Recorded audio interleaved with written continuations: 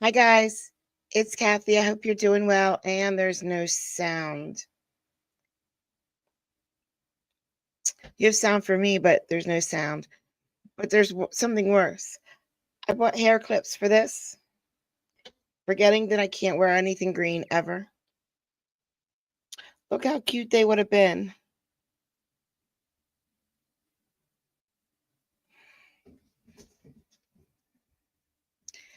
All right, you don't have any sound right now for the video, so I have to fix that.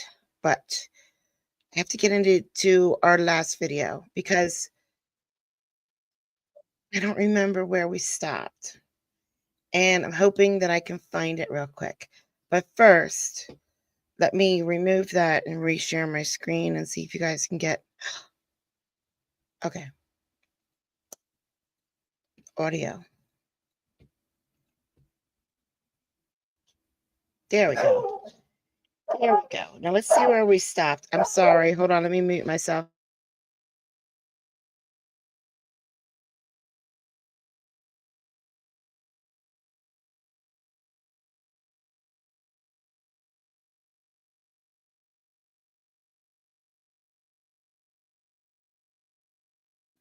She's wearing that where we stopped. So we'll look for that and see if we can get, I need to pause the video. There, right there, right there. So we are about halfway through. All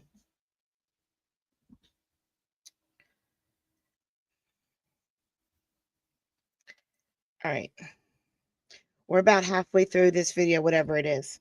So let's see. I think it's this video. I know she's not wearing the right clothes for it to be that video. So it has to be this one.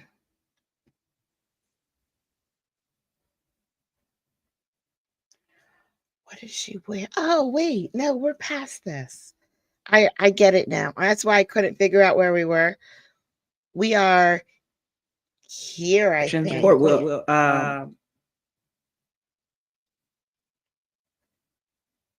Wrong outfit. So we're here. Were you on for? There we go. And we are about halfway through. I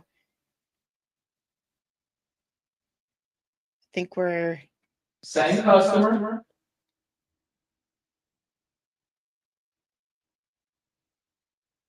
It's when they all went to break. So, all right, here we go.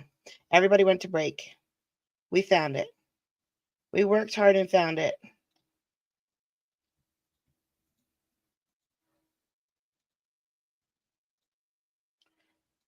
We're just looking for them to stand up for the jury now. There we go. Yay. Okay, now we're ready to stream. I was not ready to stream before, but now we're ready. Hopefully you guys can hear it. What happened Wednesday? I don't know. What do you mean? Oh, you mean my boss? Well, I have a job interview today at 2:00 somewhere else. I feel that it can't be fixed where I'm at. So I'm going to go to Longhorn Steakhouse if they hire someone as old as me. on their application, they had like 18 to 24, 25 to 30, and then 39 plus. they didn't even get close to my age group. But no, it'll be fine. I'll be fine. Also have another application I'll be putting in tomorrow, I think, CJ. That's a big deal. That would be a big job. But I won't be serving anymore. I'll go back into the IT field. But I'm employable. I even have my state inspection license. I go work at a garage fixing cars. I will not, however, be a house cleaner because that is out of my skill set. But I'll find a place that's better for me. Yeah. Reverse hacking, white hat hacking, not bad hacking, no. We'll see. We'll see what happens tomorrow. Let's go to court today, though. Get this Texas A&M trial done. We're on the last video, and I want to show you why we're on the last video. A lot of you will probably be very happy about this, but a lot of you won't. So,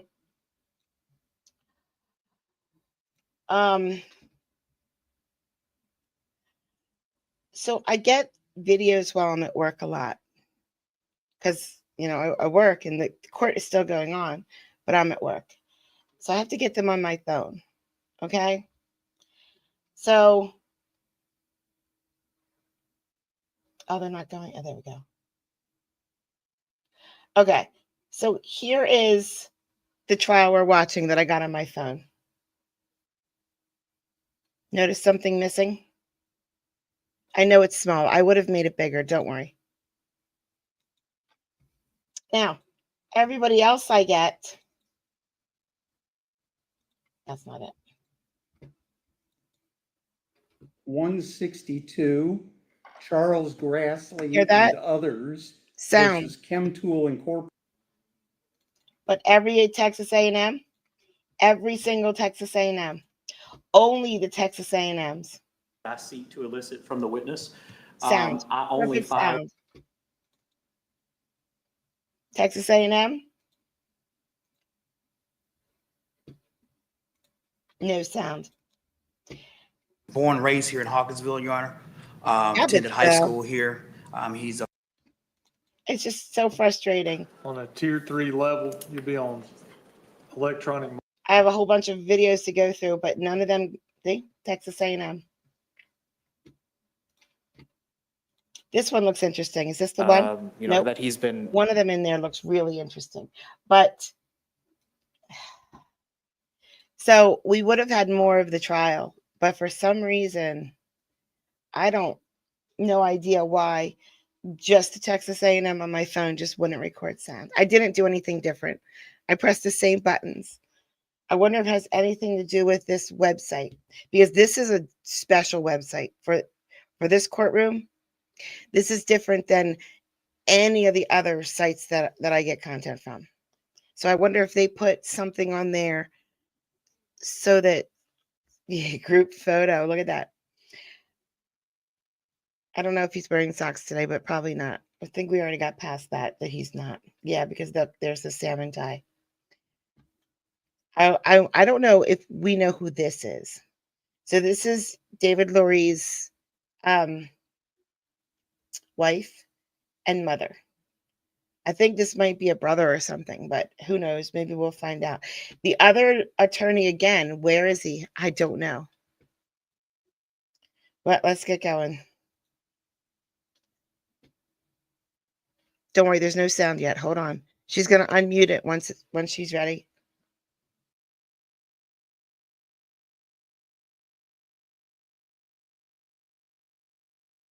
Joey, if you can pull up R94, yeah, there you go. Your Honor, may I approach? Whoa, Yes, hold sir. on. There's a new button on my streaming software. Can you guys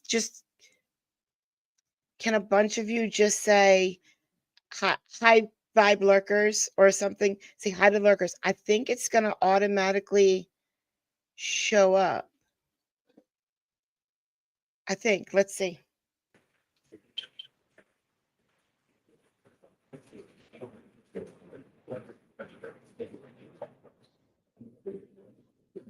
Joey, if you can go up to page 500.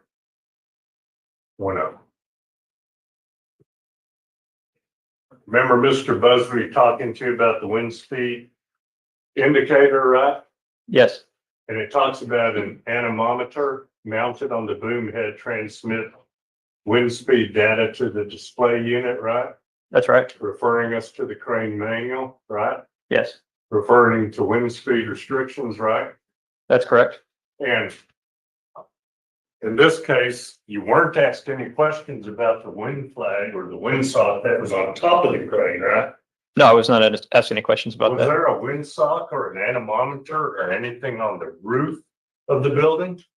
Not that I recall. And if there wasn't, whose responsibility would that have been? That would have came down to the general contractor, Burn Construction. Now let's go to the next page. You'll blow up this top part. Starting here, it says monitor the wind speed using a wind speed indicator or the wind scale chart below, right? That's what it says. And again, we looked at the wind chart scale that's immediately underneath it, right? Yes, And we looked at about 10 to 12 pictures, did we not? we did. And did any of those 10 to 12 pictures match up with anything anywhere near 31 to 37 miles an hour? No, I didn't see anything that resembled that. Well, let's put the wind.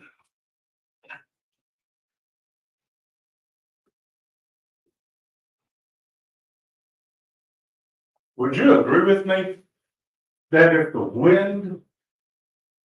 it wasn't possible for the wind to knock over this 2.5 ton air handler unit, then it didn't matter that the anemometer was not working. It didn't matter about the lift plans, and it didn't matter about the JSA with respect to this, because but for the wind, if it didn't happen, there wouldn't be any causation to any of these things. Objection leading and compound, just testifying. Same. What?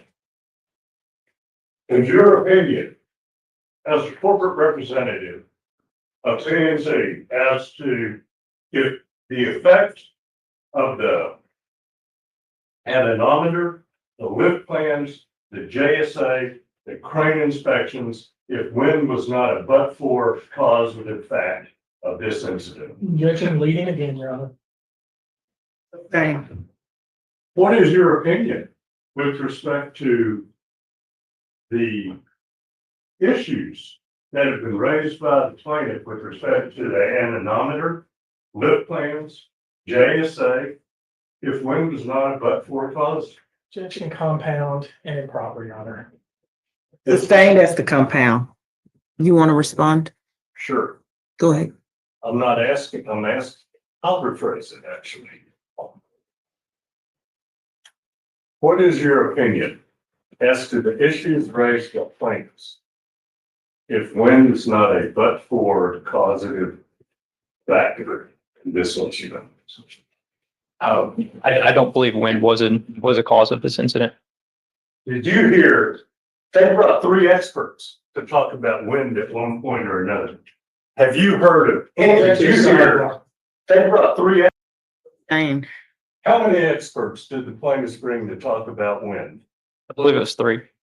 And how many of these experts actually did an engineering calculation to Hi, determine Martha. whether the wind speed or the wind force was sufficient enough to knock over 5,193 pounds? I don't believe any of them have.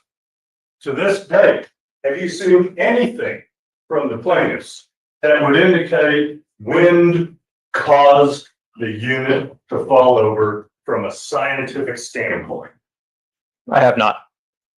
Now, all the witness statements that the plaintiffs have talked about, have you seen one witness statement that quantifies the miles per hour that the wind was blowing on that day? Again, I have not.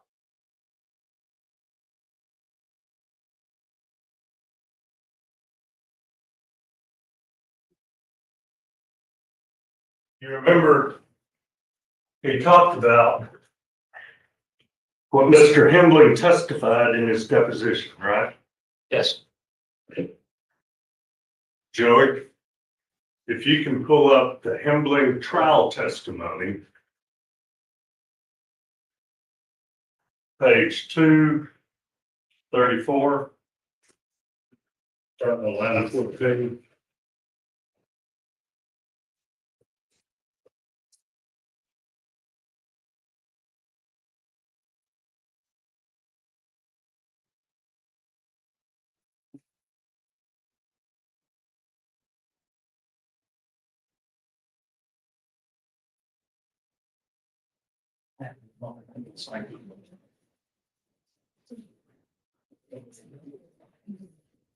You're trying. You're trying, Page Kim. 234 of his trial testimony.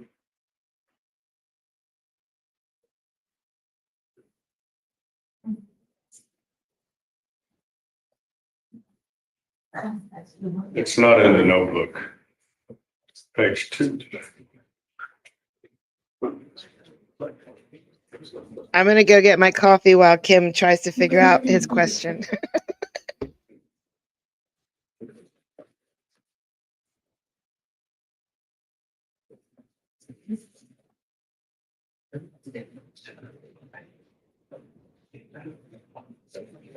I'll just read it. This is what Mr. Hamlin testified to. Do you recall this? Question. Okay, so as you sit here today in front of this jury and this judge, you have no personal knowledge whatsoever of what the wind speeds were at the time of this list, do you, sir? Answer. At that specific time of day, no. That's what I recall. Is that consistent with the answer that you gave me with respect to Mr. Hamlin's knowledge of whether wind was a causative factor in this case? Yes. Now, let me talk about some other witnesses. Joey, can I see my notebook? Thank you. Do you recall the trial testimony? Are they loaded? Yes. Okay.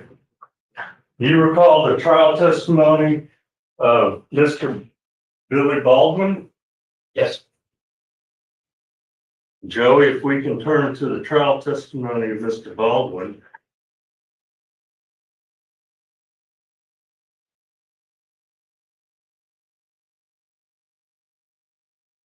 Page 226 of the trial transcript, lines 8 through 15. You're on that first. Yes, sir. And you see here where Mr. Baldwin is asked, do you remember the wind rocking that unit after chain falls were removed? And his answer was, Not specifically, no. I don't know what you mean by not specifically. Do you remember anything about the wind rocking the unit after the chain falls have been unhooked? And his answer was? His answer was no. What about, do you remember the testimony of Mr. Garcia with respect to the wind in this case, his trial testimony? Yes. And if you'll turn, Joey, can we put that up? Page 32 of Mr. Garcia's trial testimony. And he was asked, page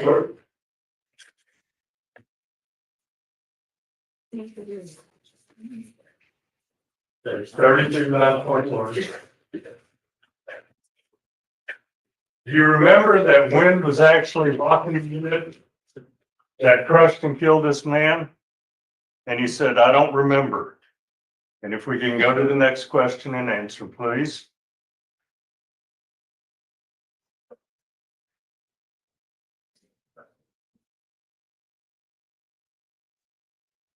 I mean, if that's the wind, if the wind was actually rocking a unit that you were lifting, that's something that you got to radio down and tell them about, right? And he said, yes. That's correct. Did you hear have you heard any testimony of any individual that stopped because of the wind? No, I have not. Let's talk about the next person.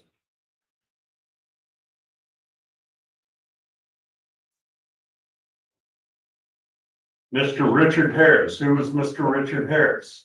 Richard Harris was with Burn Construction. Can you pull up Mr. Harris's trial testimony?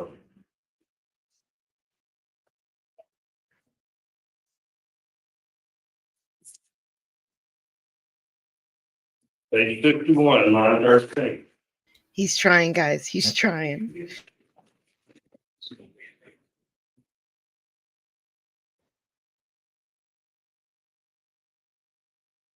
I'll just read it. And he was asked, did that happen?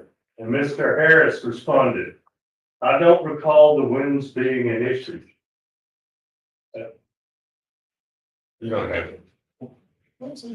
Right?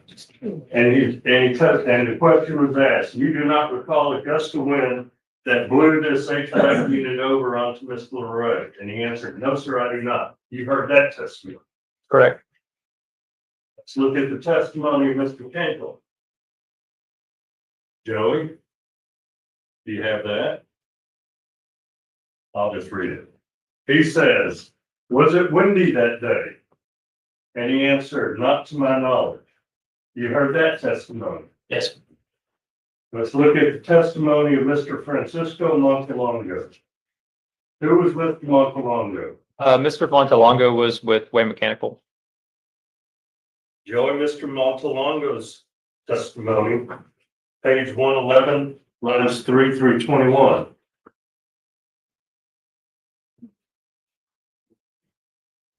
I'll just read it. Question. Did you hear? Let me rephrase. Did you hear this from Mr. Montelongo's testimony? Yeah, and you had no concern about the wind speed being that close to the edge of the building.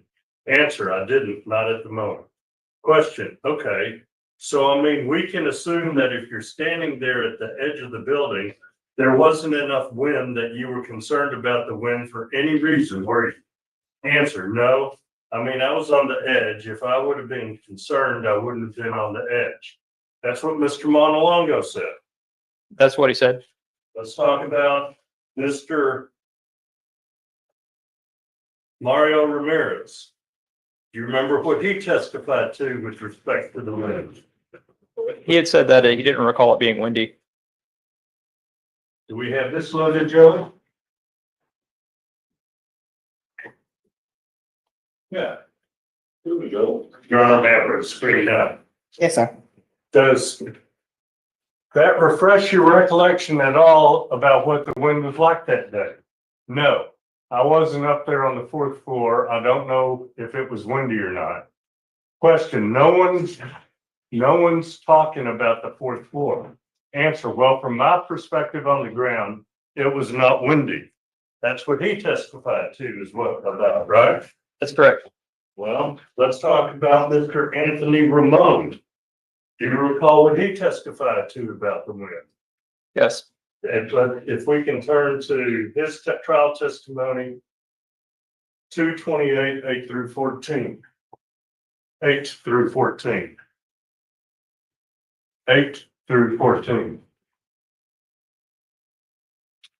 He said, do you feel there was enough wind to knock over this unit? Answer, no, sir. Do you feel there was enough wind to knock over this unit? No, sir. Okay. And did you think the wind was strong enough to knock over this unit? No, sir. Is that what you recall Mr. Ramon testifying about? Yes. Let's talk about Mr. Manny Rivera. You recall his testimony? I do. And if we can turn to that testimony, his testimony, Joey, 242-21, right? I'll read it. Question, your testimony is 20 must be anyone 28 only thing. It's your testimony, right? That was the question. Answer, I remember the wind that day. It wasn't 20.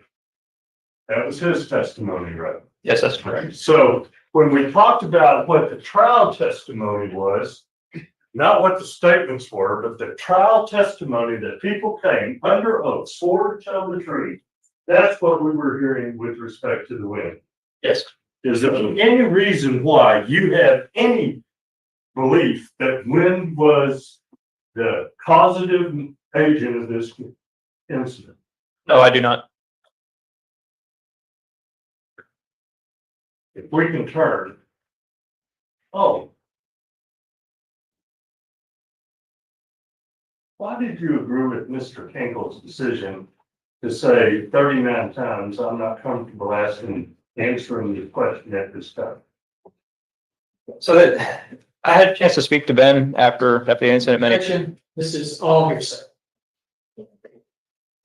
Thank you. I agree, JK. Want to respond? Yes, you are. It's there. agents of the company. It's not hearsay because they're agents of the company in a discussion about how operative facts in this case. It's sustained. You can move on. Did you have a chance to talk to Mr. Kinkle with respect to why he's answered as he did? Yes. What is your understanding of that? Your Honor, this is just the same thing, objection hearsay. Everything he's gonna say, bring Finkel here, let's hear from him, not from this guy who claims he talked. Objection, sidebar, speaking objection is totally improper. Overruled, Violates the motion amendment. overruled as to plaintiff's objection, sustained as to your objection. Go ahead. And the book. Your Honor, member, your charge. Yes.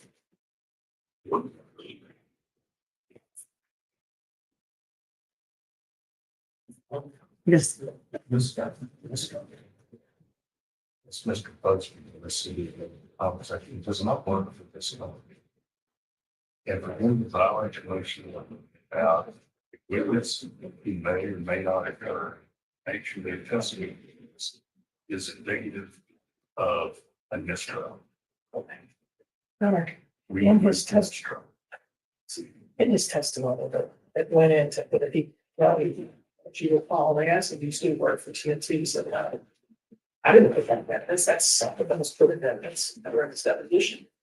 Privileged to assume they didn't object to it, or maybe they did. I don't know, but I thought ultimately it was this is what I learned it watching the deposition.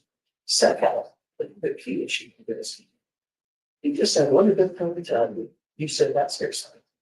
Then he said, did you talk to them? Yes. What did you learn? That's also hearsay. You can't just change the questions. It's completely based on the hearsay. That's hearsay. So at this time, in relation to your request for mistrial, that's denied.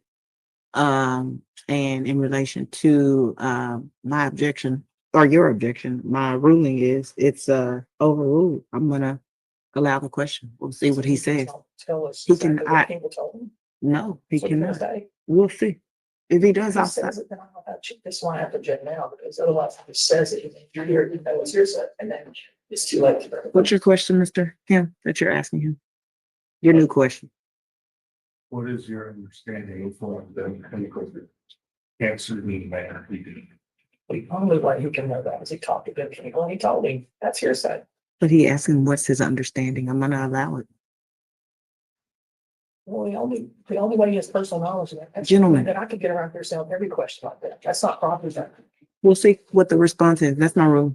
You can go ahead, Mr. Kim. Your Honor, can I finish off? The what? My response to his sidebar. Tell me very distracting. I will. That sidebar. It can be stricken from the, Consistent with the motion that you said the thing says. counselor, in regards to deposition that was played in court, Kinkle's deposition was played in court, was it? Okay. So what did he reference? I guess is my question that you're referencing. It is a violation of the motion amendment. So Brady Ben can't go here live. He may or may not come live. Did he say live? He said live? No. Here's the Bring thing. him in. They listed Ben King as another live witnesses. Are they, now they admitted to the court that they just gave me fluff and baloney? Well, 'Cause they said they're bringing- So counselor, I've made my ruling in relation to your request for a mistrial. It's denied based off of that because his deposition has been played in court. That's my position. Okay. You can go ahead with your question, Mr. Kemp. Mr. Doucette, did you read Mr. Campbell's deposition? I did. And how long have you known Mr. Campbell? I've known Ben Kinkle 16 years. And what is your understanding of why Mr. Campbell said, I can't answer, I don't feel comfortable answering that question? So Mr. Kinkle told me that he'd been, Objection, hearsay. The same. I'm asking for your understanding, not what Mr. Campbell told you. Is that it? yes, sir. What is your understanding of why Mr. Kinkle said, I don't feel comfortable answering the question at this time? And for the record, Your Honor, objection, it's based completely on hearsay. Overruled. So it seemed like he was beat up pretty bad in the deposition. He was accused of being on drugs. He was accused of being drunk. He was accused of something to do. He couldn't even afford a laptop because he had to do the deposition on his phone and was having connectivity problems. It was very clear that he had a really hard time with it. Had he answered those questions or a series of questions long before those answers? It was a series of questions. Okay. If we can pull up plaintiff's exhibit 131. I got breakthrough on. A second.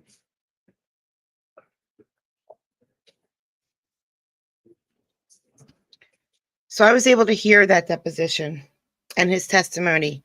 He went for hours and hours answering question after question after question.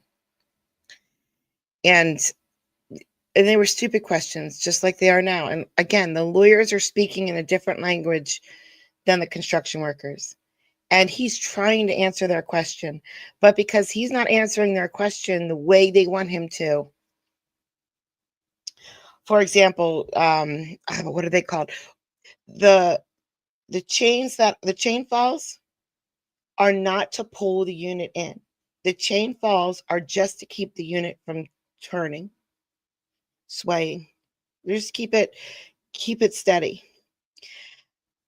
But the lawyers kept saying, were you supposed to pull the unit in, or how many people pulled the chain falls and blah blah blah.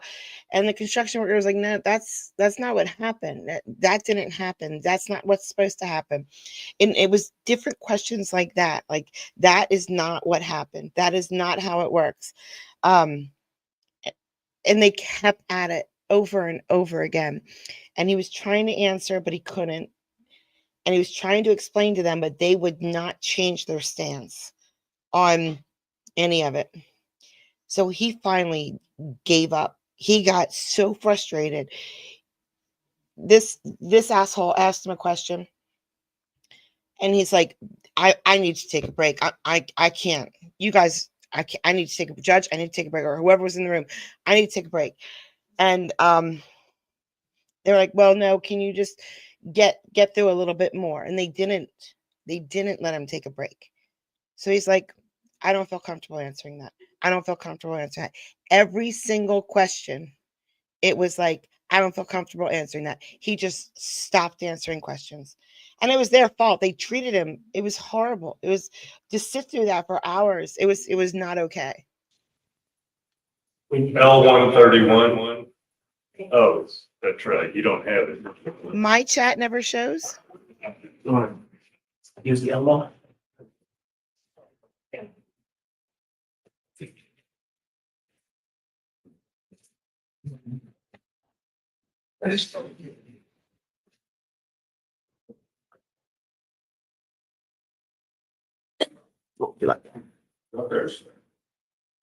You recall going through this exhibit with Mr. Busby? Yes, Okay, first of all, this is not what you build. that's correct. What is the title of this? That's payroll. Payroll is very different than billing. Yes, Now, you talked about the next day, everything went to safety training. that's correct. Would that not be a reasonable response when you've had a tragic incident such as this the day before? I'm objective leading again. Okay. What was the reason why there was safety training the next day? Because we needed to talk about it. And when you have an accident of this nature, in this day and age, in this time of life that we live in, what is the possibility of litigation? It's very possible. Almost a certainty. I would say almost, yes. Objection again leading. Same. Let's turn, if Joey, if we can pull up TNT 85 and actually look at the invoice.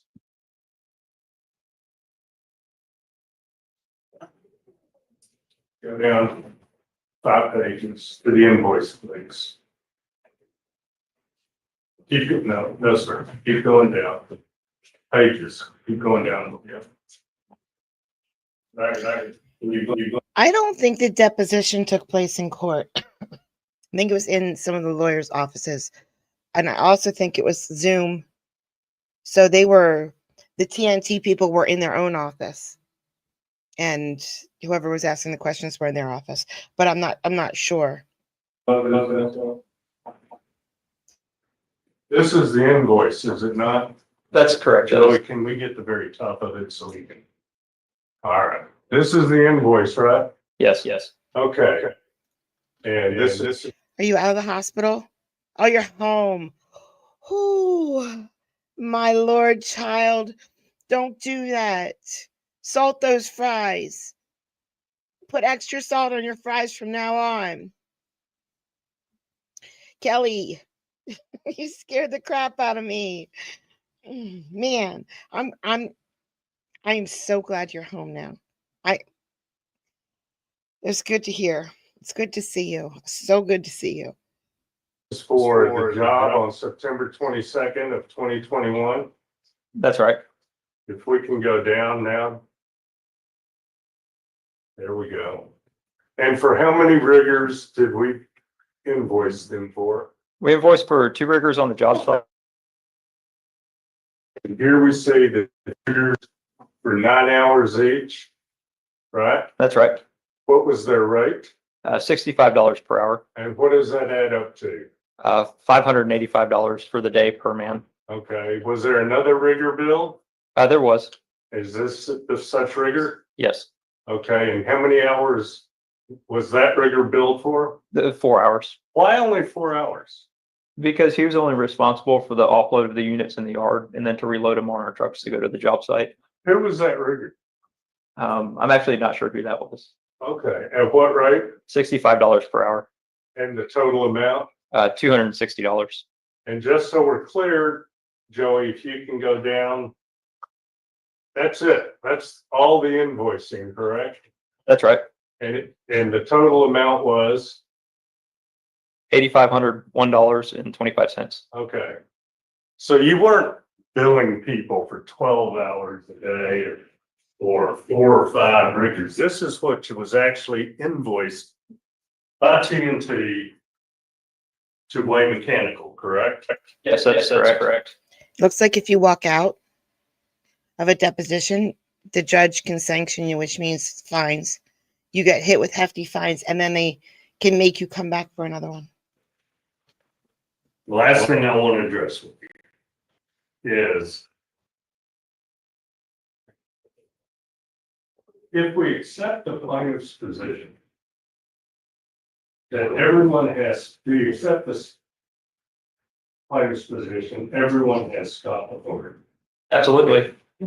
Of all the people that we've talked in this case, have you seen any evidence that says anyone, whether it be a Byrne employee, a Way employee, or a TNT employee, said stop? No, I've seen no evidence. Did you see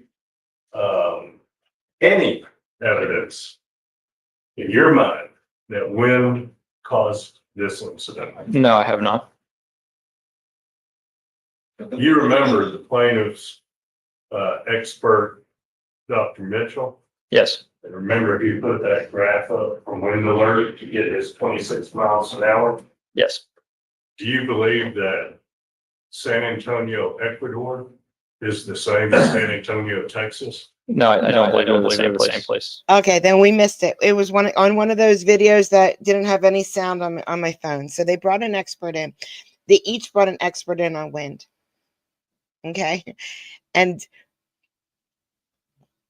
this side, the wind expert was saying that the gusts were 40 miles per hour after lunch that day. And there were all these wind gusts after lunch that day in San Antonio. and he had charts and graphs, and you know, he was a doctor, so you know, technical words on this and that. But believe it or not, this team looked at what he was presenting and found out real quick that it was a different San Antonio. It was not San Antonio, Texas, that they got all of their readings from. I think it was in Mexico. I'm not 100% sure. I can't just remember, but it was in Mexico somewhere that they took all of their wind readings from for that day. So this guy's doctor got on the stand and was like, okay, this is exactly what the winds were that day. In the morning, there were winds, but in the afternoon hours, there was none, no wind. There was just no wind. And you can tell that he was correct because remember, they had those pictures with smoke rising straight up. They had like paper cups sitting there, not getting blown over. The windsock was straight down. They had all this picked in pictures and everything that I think we saw. We might not have seen the pictures, but we saw the testimony they were saying. Kim was saying about, you know, do you see the smoke going straight up?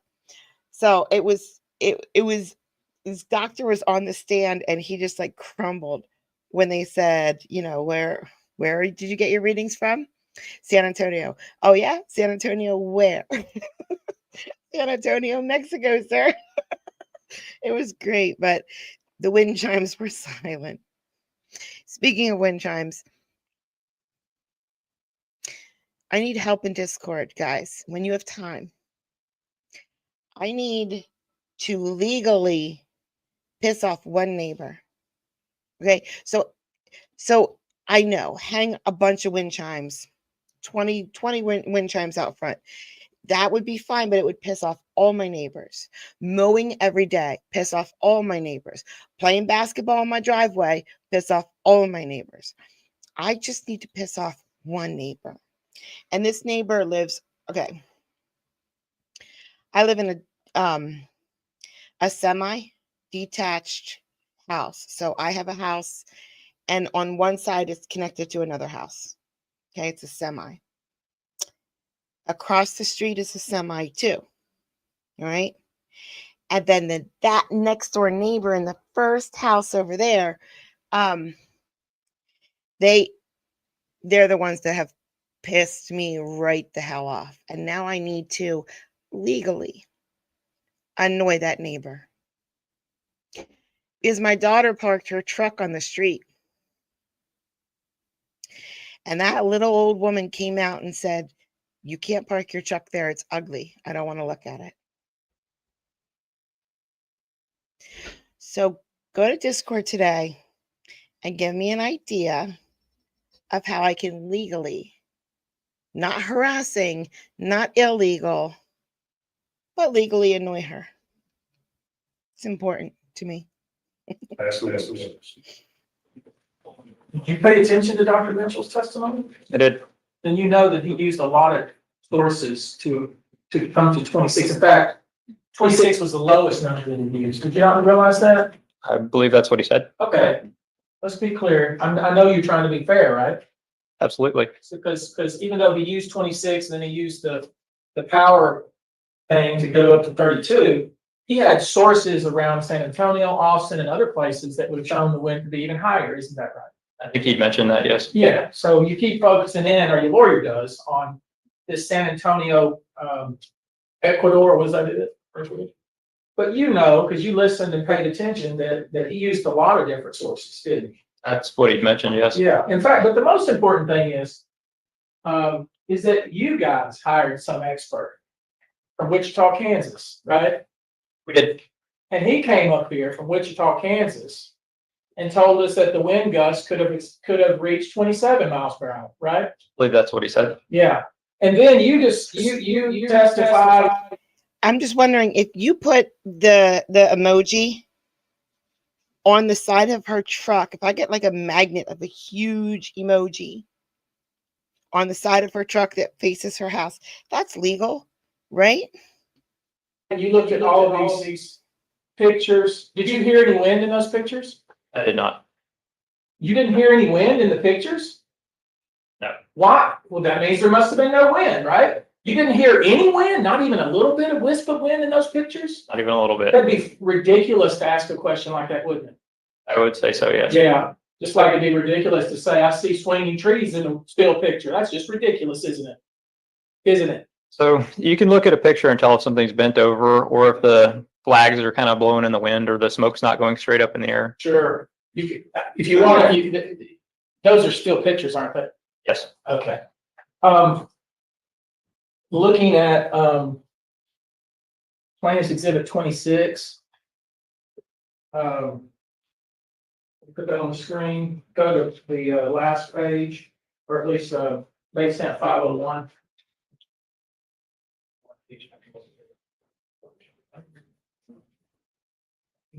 We know that Ben Kinkle didn't have a wind meter to use, right?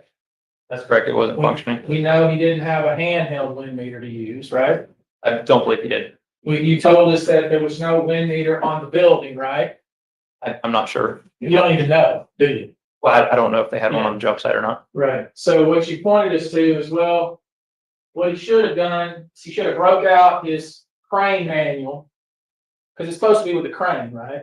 That's correct. And he should have turned it to page 501, right? I believe that's the page number, yes. Yeah, and this is here. He should have looked at his chart, and he should have looked at his chart to see what he would guess the wind to be, right? That's right. He didn't do any of that, did he? I don't know if he did or not. There's no evidence whatsoever he did any of that, is there? There's also no evidence that he didn't. Sir, please answer my question. There's no evidence that he did that, is No, but there's also no evidence that he didn't. there? Right. What we have, but if we, let's say we take your Wichita, Kansas expert, 27 mile per hour gusts would have been a number 6 out of 10 on the scale, right? Yes. And if you follow what Dr. Mitchell says, you've got multiple Oops, accidental typo. Accidental typo on the post. sources of what he anticipated would happen looking back, it would have been a 7 on the scale, right? Yes. And if you looked at the forecast that was issued by the very entity, I think that your expert worked for, it would have been a 7 on the scale, right? I believe so in the morning. Yeah.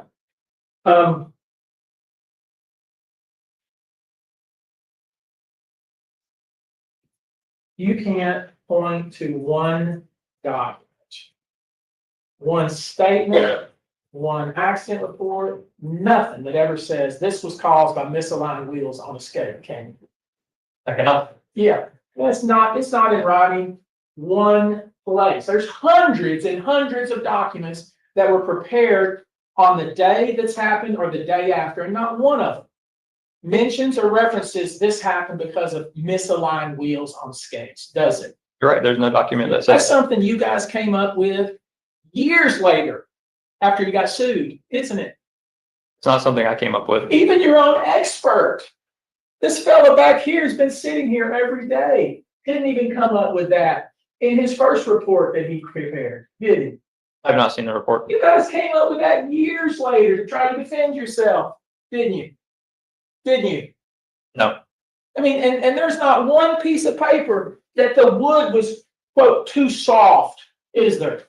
I don't believe there is. There ain't no mention of any wood being too soft in any document associated with this case, is there? No, I don't think so. But there's a lot of mention of wind, isn't there? There's. A lot. Yes. And there's a lot of mention of this wind meter being broken, isn't there? Been brought up. And there's a lot of mention of this thing being unstable and unsecure and top heavy, isn't there? That's what some people have said. Your own people said it. You're correct. Yes.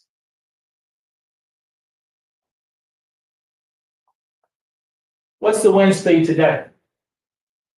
I have no idea. What? You're an expert in rigging. You were certified on the crane. You walked around outside. Tell me what the exact miles per hour of the wind is right now. I walked outside right now. I could probably get it pretty close. How close could you get it? probably within 5 miles an hour. Well, wait a minute, 27 to 32, that's 5, isn't it? Yes. Seems to me that if you had a wind meter, you get a lot closer, couldn't you? Possibly could. Yeah. I can Now, also walk outside and tell you if wind's a concern for crane operations or well, I not. don't know if we would trust you right now. Objection, Your Honor, sidebar. And Now, let's look at plaintiff's exhibit 50, sorry, 60. I trust him. I do.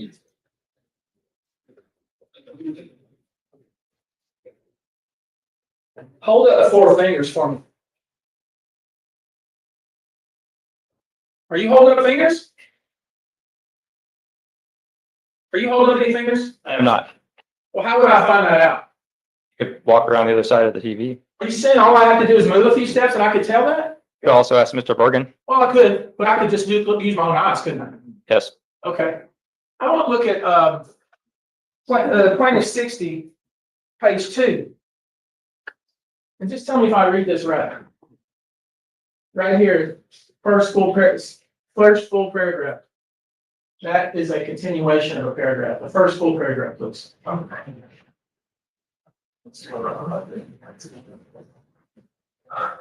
I felt the crane guys weren't organized because when something I love it. I When love setting it. up, one of the crane guys was pulling the pin from the outrigger.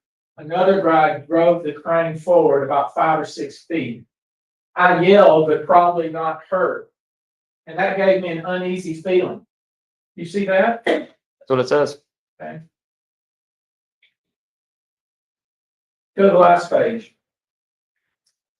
This is from Francisco Montalongo, the guy that also got hurt, although he didn't die, right? Yes. Pull up this last paragraph.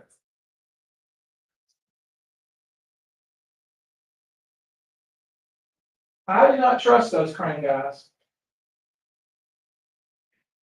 They didn't have spotters when driving the crane into position. They had moved the crane with one of their employees in the way, trying to remove a pin on the outrigger. And then focus on this if you could. And while, highlight this part, please, starts with and. And while doing the operations, the guy with the radio, instead of being in a place to see everything, he was behind an I-beam.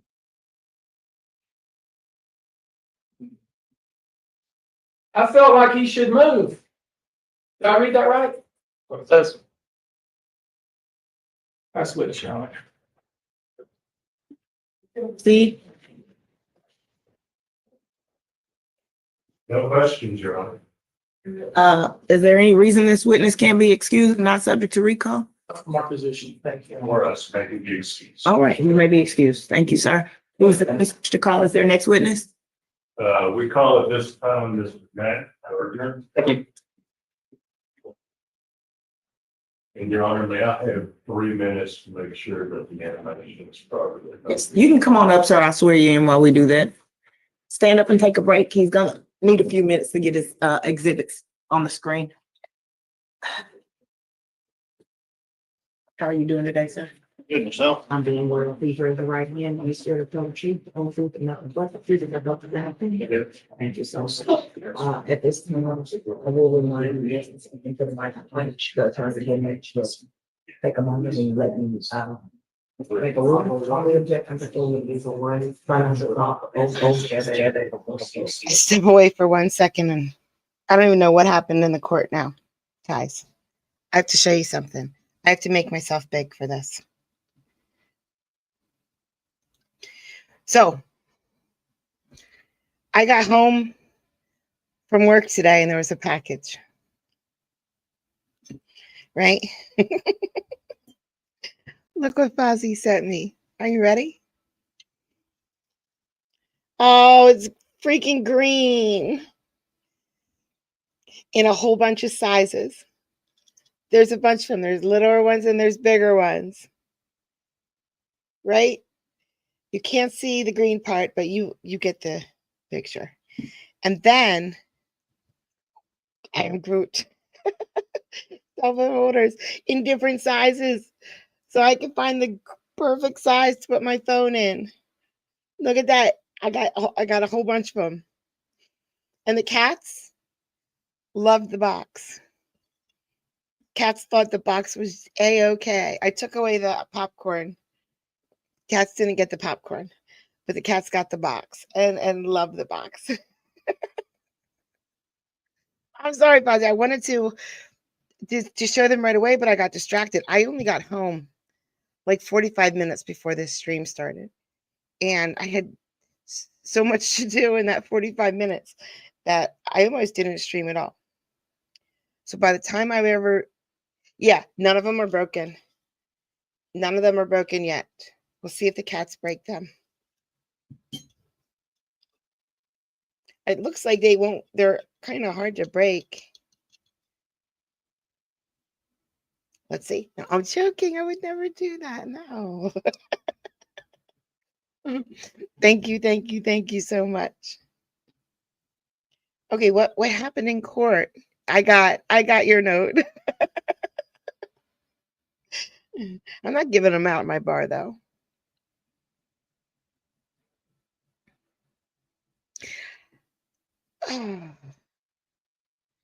They would have found a way out, trust me. I'm just going to, I guess, fast forward until I see them stand up for the jury. Oh, wait, nope. Must have been a quickie. Yes, sir. Okay, you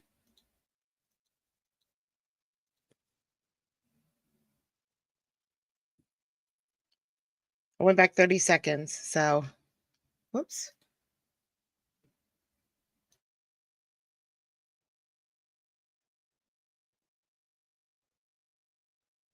Thank you.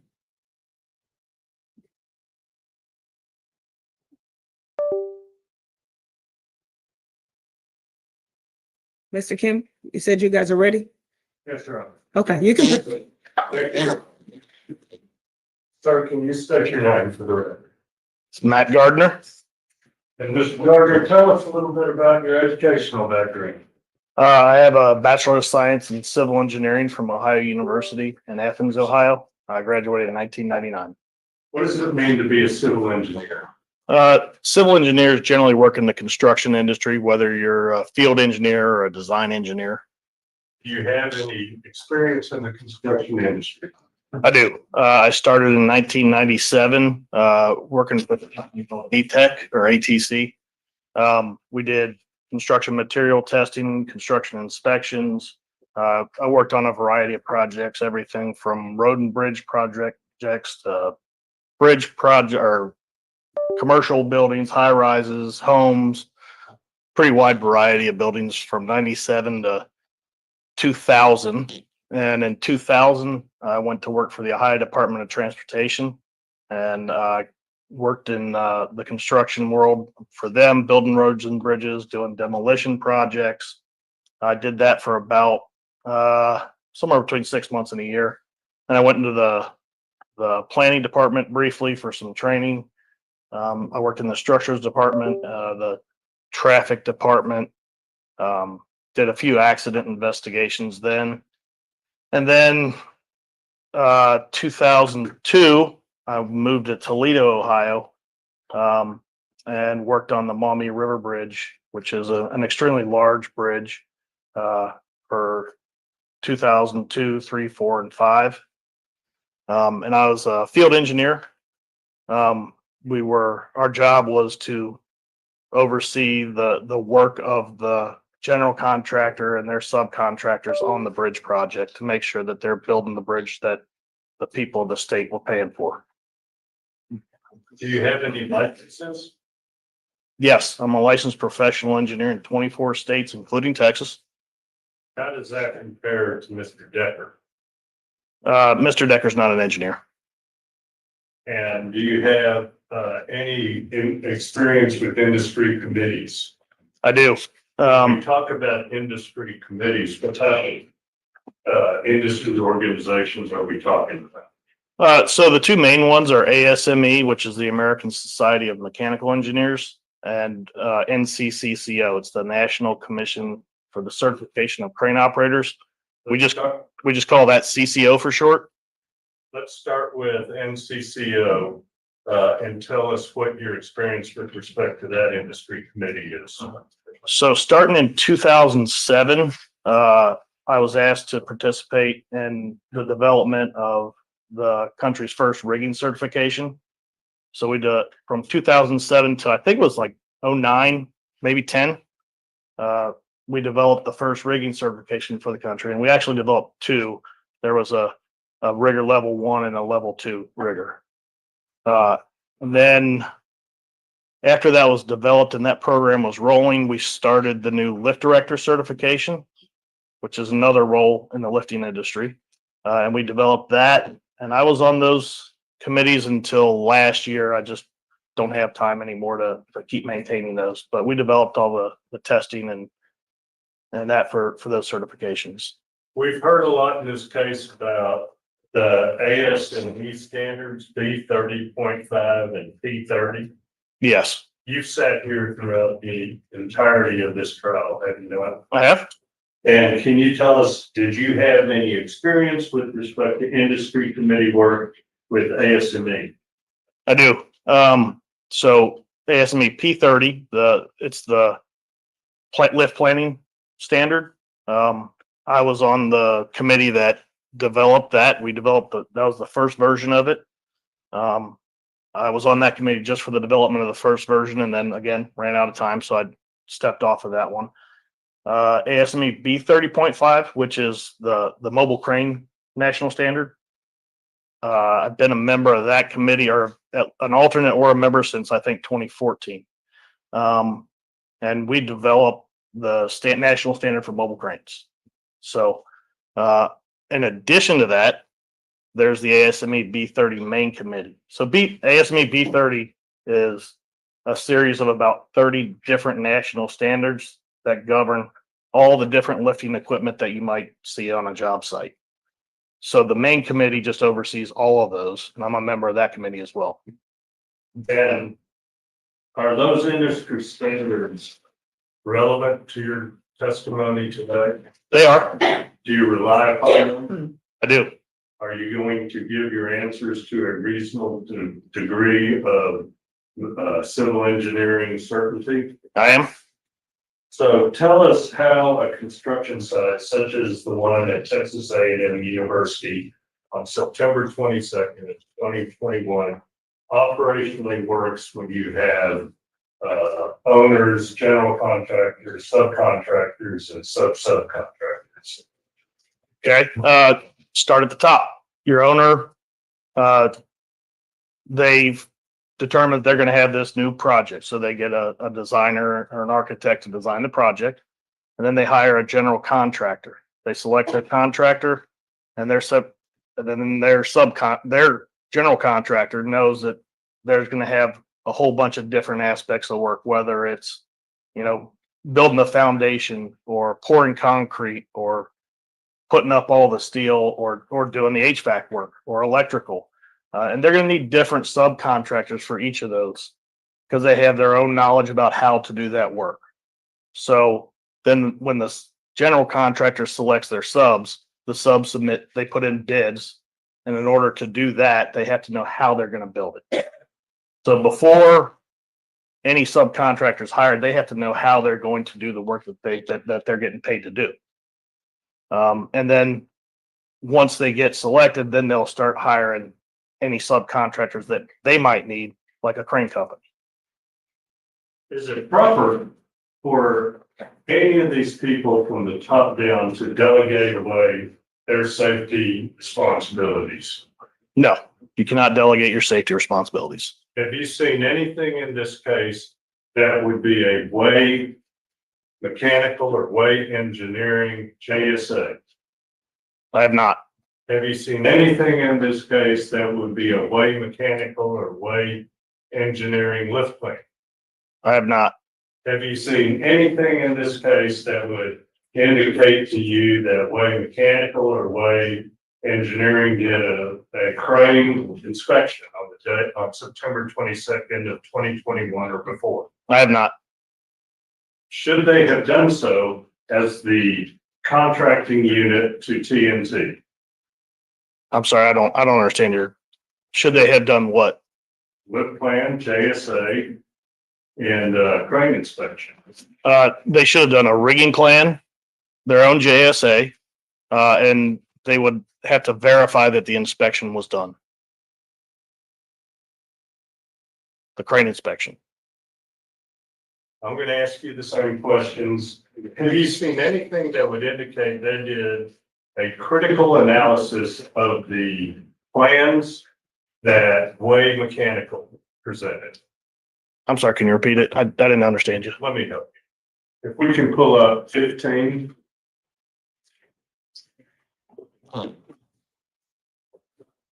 Run that up, man, approach the screen you're on. Yes. Do you recall this in your review of the evidence? Yes, And you recall this in the testimony that you've heard ad nauseum today, correct? I have. Did you see where this is an email between Way and Byrne, correct? Yes, TNT is not copied on this email. Oh, yes, they are. Brian Doucette is here, right? we're at. And David Loray. Yes, And attached, it says, Way Mechanical says Byrne team. See attached rigging plan for Wednesday next week, right? yes, Feel free to reach out if you have any questions or concerns, correct? yes, And we know that the plan that was forwarded on was one that was done by Brian Doucette, correct? that's correct. And if we go to the top,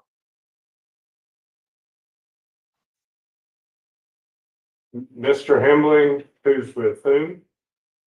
He's with Way. And Israel Perez, he's sending to Israel Perez, who's with whom? Byrne, And there's no TNT person on this email. correct. And then if you'll scroll down, okay? Thanks, The Mike. attachments are the plans that we see attached, correct? Correct. Now, at the bottom where it says, feel free to reach out if you have any questions or concerns. Have you seen any documents in this case from Byrne that would indicate any questions or concerns with respect to what was submitted to them on September 17th of 2021? No, and in fact, Israel Perez, we saw him testifying last week that they didn't have anybody who was qualified to even review it, so I wouldn't expect it. Have you seen anything from Way Mechanical or Way Engineering with respect to any questions or concerns about what Mr. Doucette was passing forward?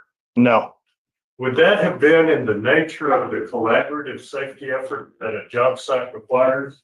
that's the idea of it. And you can't, if you're Byrne as the general contractor or Way Mechanical as the subcontractor, you can't just delegate away your safety responsibilities to a subcontractor such as TNT. That's correct. And if we can turn Mr. Joey to the next page and see. You see the specs?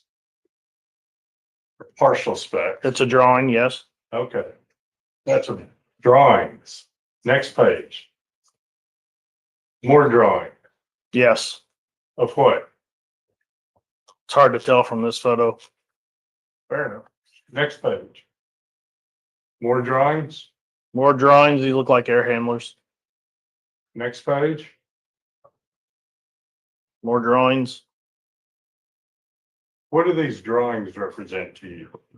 It's a partial set of drawings. It appears to be in plan form. I don't know exactly what they're representing.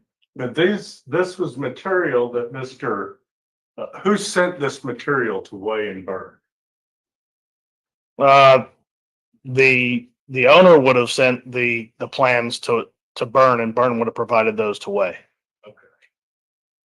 That this is part of the package that Mr. Doucette prepared. Yes. Next page. If you could blow that up, Joey, so we can read it. This is the, what? This is the certificate of a unit test and or examination of crane, derrick, or other material handling device from Okay. Pathfinder. And so if we'll look here, Joey, if you can bring it down some, please.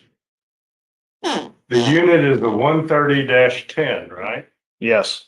Now, is that the unit that was actually at the job site on September 22nd of 2021? No, Why was it here and not the unit that was actually on the job site of September 22nd, 2021?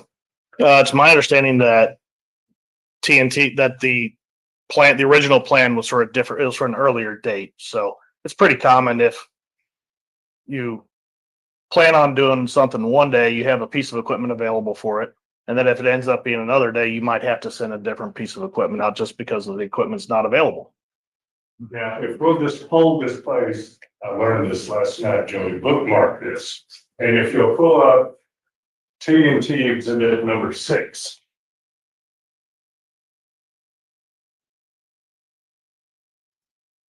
Blow it up, please. Have you seen this before? I have. Okay, and this is the same inspection report, right? Right. These are the annual No, silly. They were drawings of the wind. inspection reports. Duh. And this Pathfinder Equipment Locators Inc., is that a TNT company? No, it's an outside vendor. Third-party independent vendor? Yes. And if you notice here, this is the actual crane that was used, the 140-02. That's correct. Is that a bigger and more stable unit than a 120 or even a 130? Yes, it is. Projection leadings wouldn't- Stain. What is the relationship between a 140-02 and a 130 or a 120 ton crane? The 140 is tonnage, the 130 is tonnage, the 120 is tonnage. So it's capacity of the crane. So it can lift more weight and it's a safer crane to use. While we're talking about lifting more weight, you've seen the lift plans in this case. I have, How are lift plans supposed to be developed? when you go out to a job site and there's multiple lifts that are going to be happening, you design your lift plan for the longest and the furthest. So you want to look at what's going to affect the crane the most as far as the lift. So you plan for that longest and furthest lift, and then all the other lifts fall within that lift plan because they're a lower percentage of the crane. Would the 140.02 have had enough capacity to handle 5,193 pounds unbalanced? Yes, the crane at the time, as it was configured, had a capacity to lift 33,800 pounds. If we can turn to plaintiff's exhibit number 122. You recall these pictures from the plaintiffs, from Mr. Kinkle's vantage point? I do. If you'll go 3 pages in, Joey. Right here, blow this up. Remember this is the LMI. That's Right. correct. Okay, and see here where it says load 4,900. I do. But what's the maximum load? 33,800. Do you think that maximum load was sufficient to handle 5,193 pounds plus sling hooks plus chain falls plus anything else that was out of that job site on September 22nd of 2021? Easily. Okay, if we can go back to plaintiff's 15. I'm not plaintiff's, TNT 15. Next page, please. Next page, please. Next page, please. Okay, let's blow this up if we could. First of all, what is it? This is a lift plan created by TNT and 3D lift plan program. Is it to scale? I'm not positive on the scale. It could be. How did you create this? I did Oh, not. no. Who created this? Mr. Doucette. And do you know how he did? He took the load weight provided to him from Way and put in all the different configurations for the crane that they were planning to use. And you notice this is for a unit going to the roof? I do, yes. Okay. And this would be the highest on September 22nd of 2021. This is that highest furthest that we're talking about. And up here, is this a cantilever or a crane with a spreader bar? It's got a spreader bar. And notice the spreader bar here. I do. Is that orientation important to you of this spreader bar? It is. Why? With the spreader bar oriented across the short axis of the unit, then your slings come down to the corners and the slings contain the unit within them. Speaking of the slings going to the corners, is that where the hooks are for the sling? Yeah, there's little eyes that stick out the end of the unit. Are there any up on the top of the unit? No, they're not. Who sets those slings? In this case, it was Nortec, the manufacturer of the air handling units. If someone were to testify that you could actually, what they call, use chokers on the top of this to lift it stably, what would your opinion be with respect to that? That would be the last thing I would recommend. You'd expose the unit to being crushed. That's the reason why these units are all lifted with spreader bars. Spreader bars keep the slings out away from the body of the unit. Otherwise, they would crush. The tops of the units they're lightweight. They have really light framing in them, with just a little skin of sheet metal on top of them. They're not structural. So The top of the unit is lightweight with just a sheet on the sheet of aluminum on them. Is he talking about the AC, right? Not the top of the crane, right? Mr. Decker's idea to use chokers is an unsafe idea. Did you see anything that would suggest that Mr. Decker had any qualifications to do any type of structural analysis? He did not. If we can just slow down, Joey, a little bit.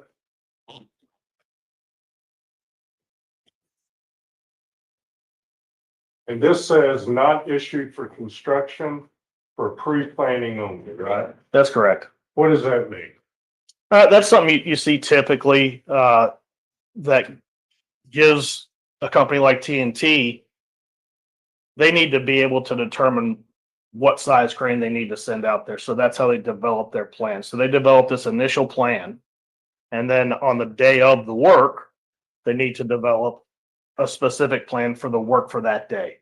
And that's why you see the different lift plans. And actually there's a third one where it shows them using what's called a jib, where it's sticking way out in the roof. And they opted that morning to not use that after discussions in their pre-lift meeting. The third one in this package? Could be. Is That's that the it? one. Is That's the this- one. This is the one. And will you explain to the jury what you mean by jib? So the jib's that blue piece. This up here, That's the one. okay? And again, did anyone decide to use that on September 22nd, 2021? They decided against it. Why? I don't recall the testimony as to exactly why they did. Do you agree with the decision not to use it?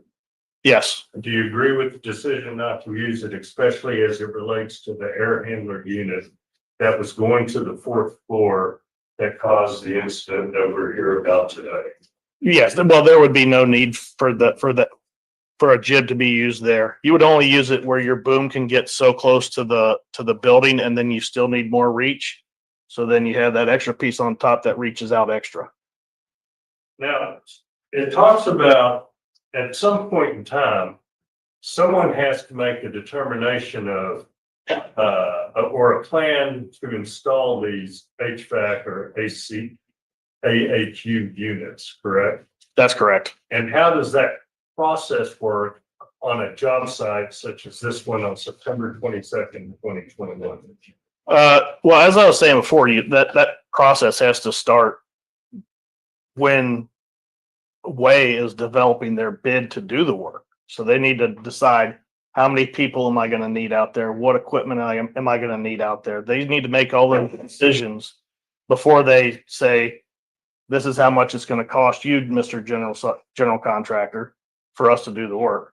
So that they know that they can do the job, do it safely, do it in a timely manner, and deliver it, and still the company makes the money. So that's where that starts at. And then once they get the bid, then they'll start getting more detailed plans put together. And that's where they decided they needed to hire TNT to do crane and rigging on the ground level. Now, Way decided that they wanted to have this load rigged in a specific way so that it could be delivered to them on the 4th floor. And then they designed all the rigging equipment, what they were going to use to move it from the crane onto its pad.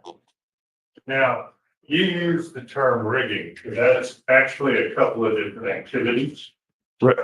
It's rigging is activities and nouns. Okay. And if we have heard about rigging in this case on the ground, whose responsibility would that have been?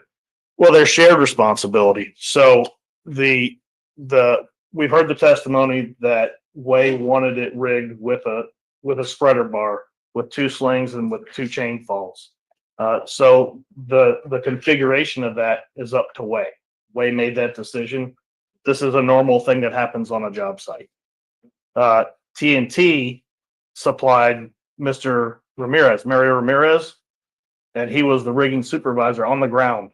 He had to make sure that unit got rigged the way that Way wanted it. Okay. And to do that, he had some help from, he wasn't sure if they were Way or P&H Mechanical. It looks like they were P&H Mechanical based on the documents we've reviewed. So they helped him, and after they attached the parts that they were attaching, then he went around and looked at them, made sure everything was attached right, and then the unit started going up. So that's your ground rigging. Tell us about the 4th floor unrigging.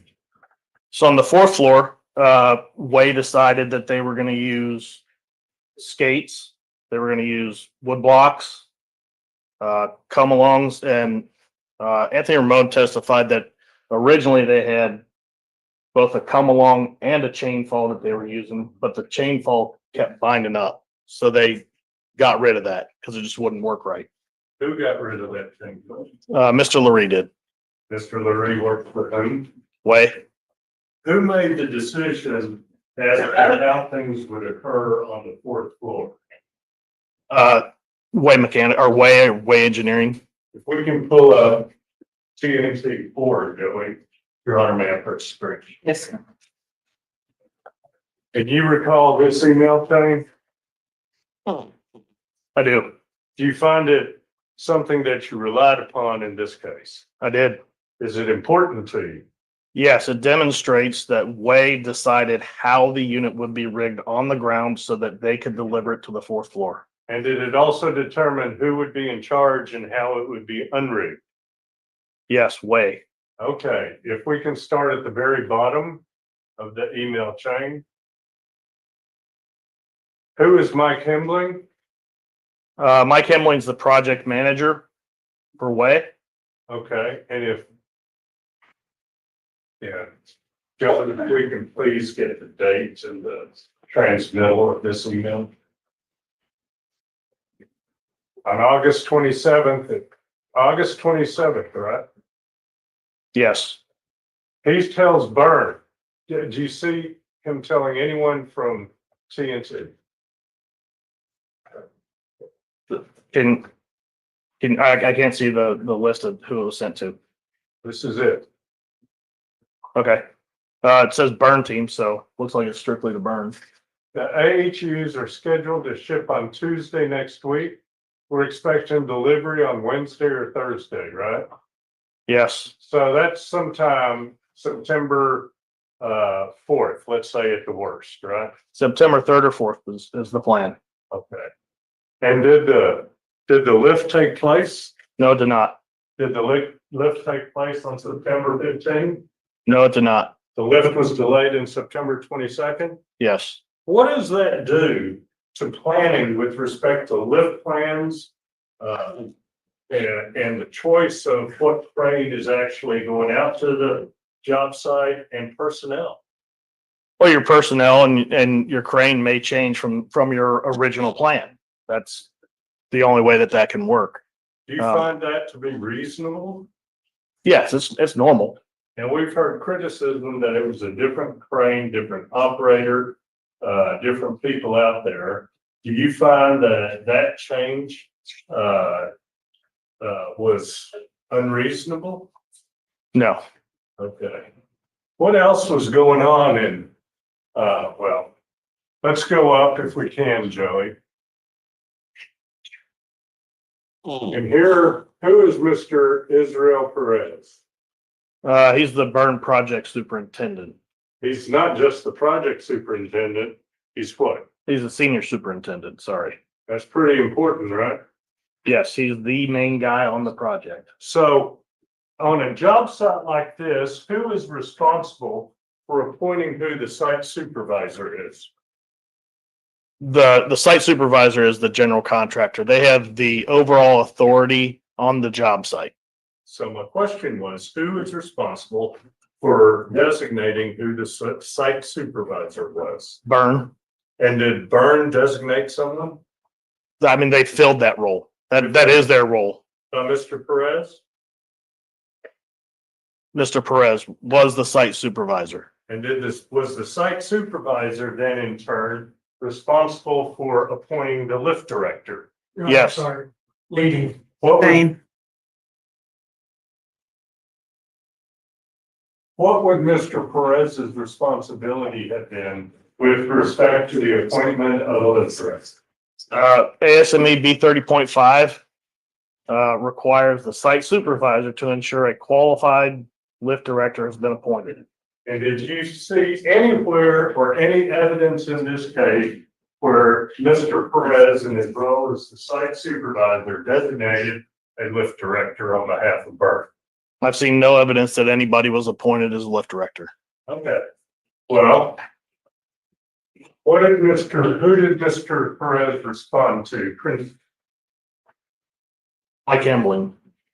Who is with Wade? Yes. And as we look through this, do you see any TNT folks? No, I do not. But Mr. Perez is telling Wade, we will be needing a PIC plan from the crane company and operator certifications as well as crane certs. We will work on getting the housekeeping pads completed ASAP. Just don't think we'll have cure time as we just received shop drawings yesterday. Let's work together so we can do this right the first time, right? Yes. And this is where Mr. Perez with Byrne wants to work together with Wade, right? That's correct. And they need a PIC plan from the crane company who you understand to be who? TNT. And if we can go up.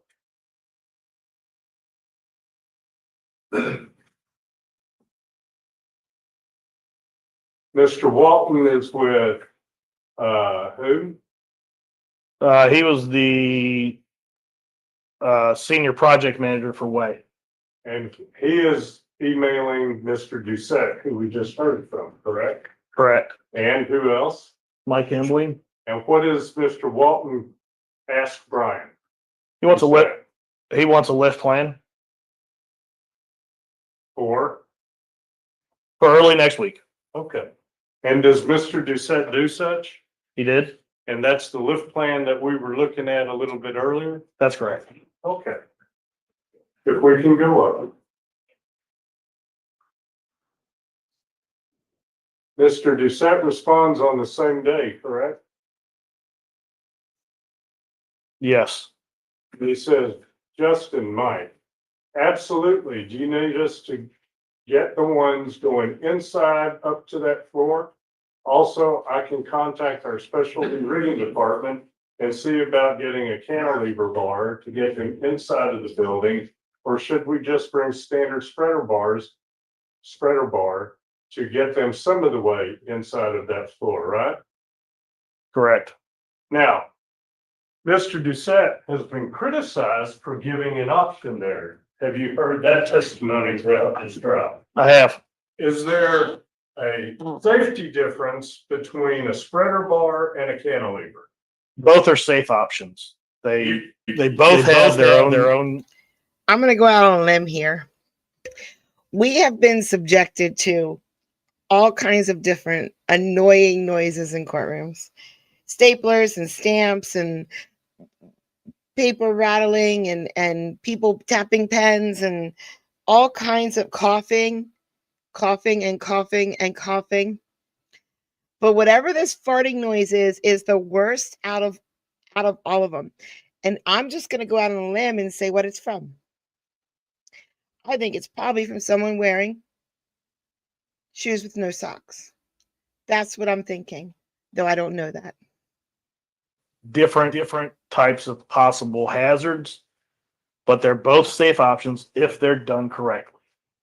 It's kind of like you've heard me say over and over, if you're going to Dallas, you could drive or fly. That's right. Again, Sustain.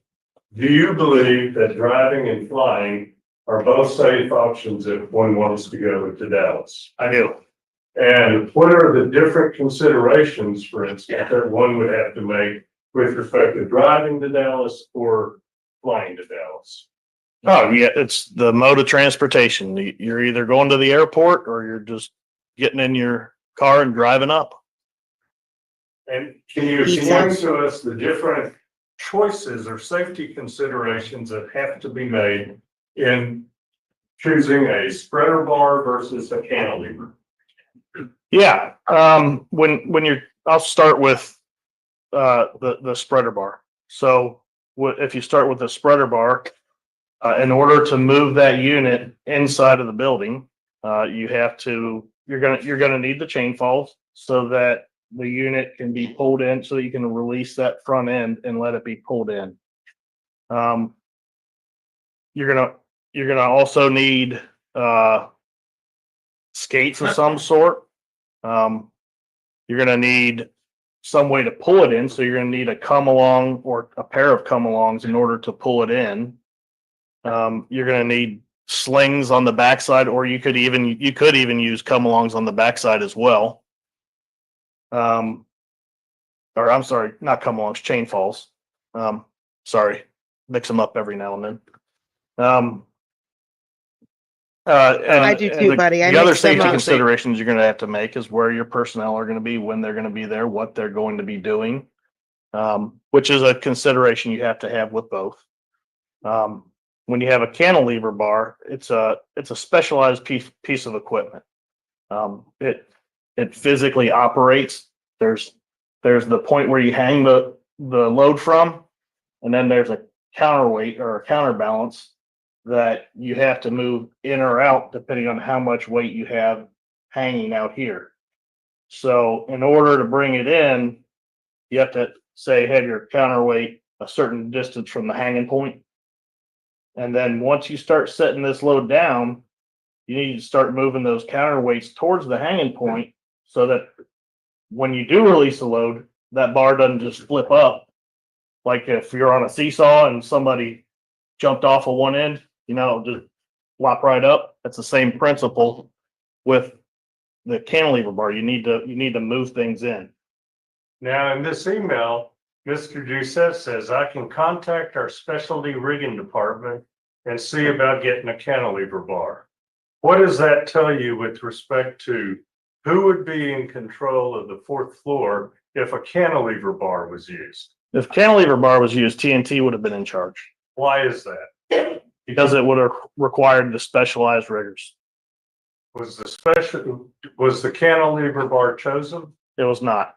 If you're using just a standard spreader bar to get them some of the way inside of that floor, whose personnel would be utilized to de-rig the air handler unit on the fourth floor? It was way. Did you see anything that indicated that the crane condition was a cause of this accident? No, it was not. Okay, if we can move up, please. Have you seen the Way Mechanical website? I have. And does the Way Mechanical website, what does that show to you in terms of whether they have experience in aerial lifts, heavy aerial lifts?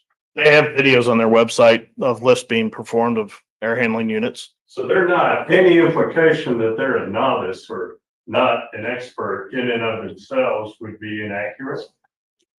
That's a leading question. What does, I'll revise. Is there an objection? Section leading. Sustain. I'll revise. What does the Way website show with respect to their knowledge of aerial lifts? It indicates they're a sophisticated contractor, that their job is handling air handlers. And if we look at this exhibit 4, the next email is from Mr. Walton, correct? That's correct. He is the what at Way Mechanical? He's the senior project manager. And he says it's Mike's job. Who is he referring to? Hembling With? Way, he was the junior project manager.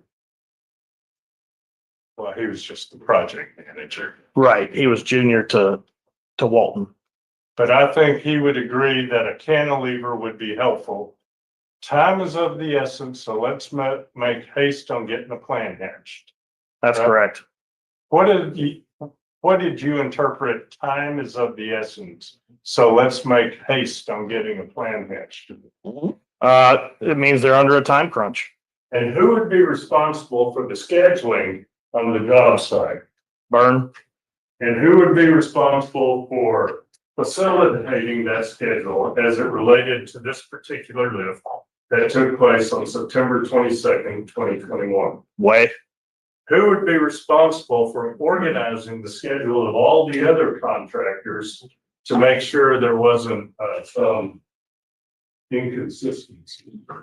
Burn. That's part of Burn's job, is to make sure that all the different subcontractors aren't out there tripping over each other or creating hazards for each other. But at least Mr. Walton is suggesting that a cantilever would be helpful, correct? That's correct. Next email up, and that's still on the same day, August 27th, correct? Yes. All right.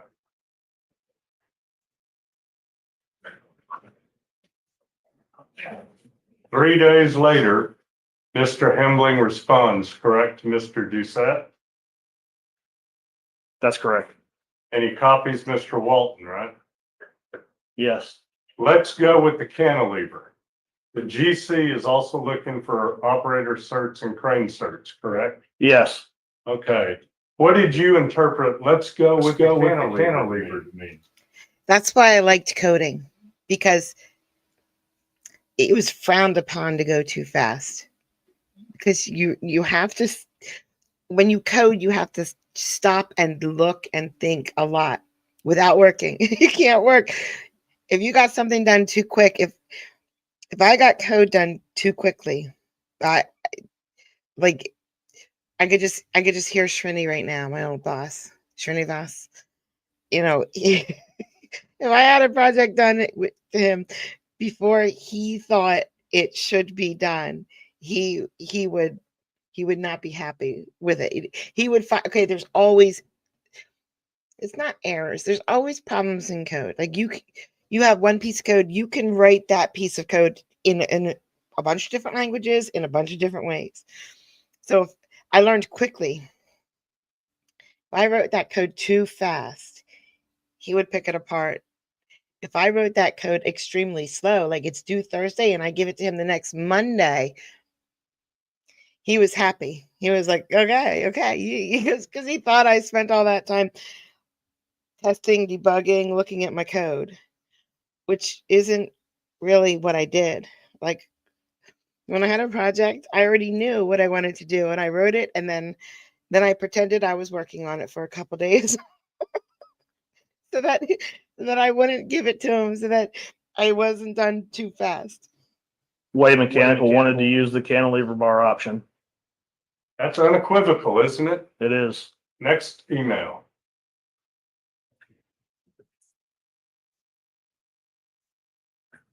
It's from whom? Brian Doucette with TNT. To whom? Mike Hembling with Way and CC to Justin Walton with Way. Okay, and he says same day, August 30th, right? Yes. Good morning. Got it. Does the GC require us to stay under a certain capacity percentage? Also, when we walked the site Friday, we had to come off the top floor due to lightning. How far in from the edge wall will the AHUs going that are going on the side of the building where there won't be a roof? I believe this is the penthouse side, right? Yes, So he's asking about a lot of things right there, isn't he? he is. Okay, but he's acknowledged, what has he acknowledged with respect to whether a cantilever or a spreader bar is gonna be used? At this point in time, they're looking at the cantilever bar option. And when he says, when we walked the site Friday, we had to come off the top floor due to lightning. Right? That's correct. What does that indicate to you about at least Mr. Doucette knowing about weather and lightning being an issue? He's aware of, the hazards of weather. And have you since learned who Mr. Doucette walked this property with? I did, Who? Mr. Lurie with Way. And do you recall whether at the time they walked this unit at this point in time, whether the wood curbs that we have seen in the pictures were present? I believe testimony is that they were not. But they were on the date of September 22nd, 2021, correct? That's correct. And who would have put those curbs there? Burn. And who would have been, did you see anything that would indicate that Burn told either Way or TNT that the curbs have been placed there since this walkthrough and September 22nd of 2021? There's no evidence that I've seen. Should they have? Yes, they should have. And is that why you have lift plans and JSAs done on the day of the lifts to take into account unforeseen changes? That's exactly why you do them the day of. If we can go to the next email up. Mr. Hembling responds on the same day, right? And he gives Brian what? I'm reading it up. It's cut off on my screen here. I'm reading it up there. There we go. I'm sorry, what was your question? What is Mr. Hembling responding to Mr. Doucette on the same day? He's sending shop drawings. Yeah, he said in shop drawings, he's saying the eastern edge of the building is right at column line 10, 20 to 40 feet from the edge, depending on which unit it is. And he also is identifying that Burn doesn't have any specific capacity restrictions, but they referenced a standard 80% from past experience. Okay. First of all, he's talking about 3 air handler units on the open roof, right? That's correct. And that's the highest and furthest? That's what we're talking about with the highest and furthest, yes. And that was the discussion that you had with us just a few minutes ago with respect to the lift plan that we saw from Mr. Doucette, That's correct. TNT 15. Yes. Okay, so GC does not have any capacity percentages, but reference to standard 80% from past experience. What does that mean? Typically, general contractors will set lift restrictions or lift criteria that would trigger additional planning. Your critical lift criteria, we've heard them talk about critical lifts in this case.